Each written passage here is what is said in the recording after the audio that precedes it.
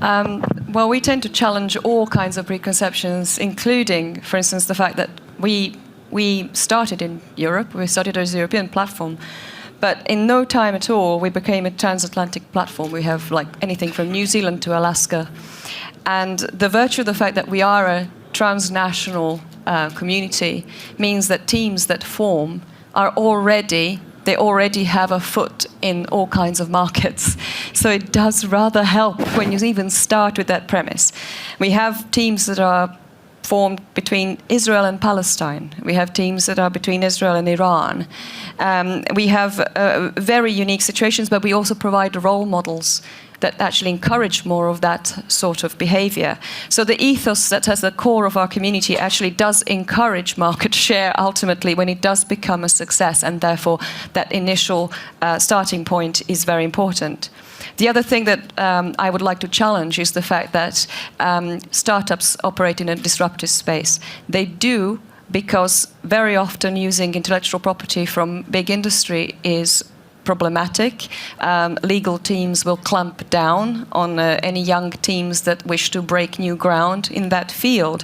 And what we have been constructing, and you might have heard of the Industry Commons, which is our scale-up of our methodologies that has now been adopted by DGRTD, and there's some really important industry tests being conducted, is to build ecosystems on top of our existing capabilities. Why? Because, I mean, if we're talking about Europe, we're talking also worldwide, we have global corporations in Europe.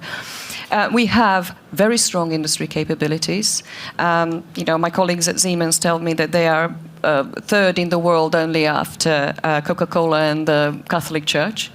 And so basically, if you're embedded in other people's products, ultimately you have much greater chance of survival. And therefore, the only barrier there is if you, as an industry player in your vertical, haven't got the know-how how to analyze emerging markets, how to project ROI, and you shouldn't have, because they are really surprising. But the tech transfer component, if you solve that problem, and you allow those who are close to emerging markets to run off with your gear and test it, you have eliminated that risk. And therefore, when we create ecosystems, we build them with that in mind.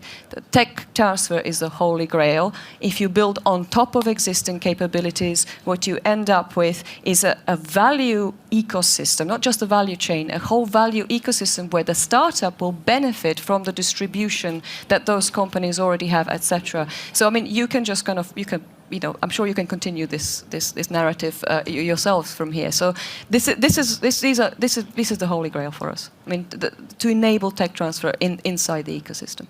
Thanks a lot, Nicola. I really loved what was just said, and this final word, ecosystem. Like, we keep talking about ecosystem, innovation ecosystem, tech ecosystem, but like, let's not forget about the meaning of this word. There is no such a thing as an ecosystem without biodiversity. And probably the main role of the Innovation Council would be to make this biodiversity live. And let's not give the keys of this Innovation Council to just scientists or just startups or just investors, but really make this ecosystem live and breathe.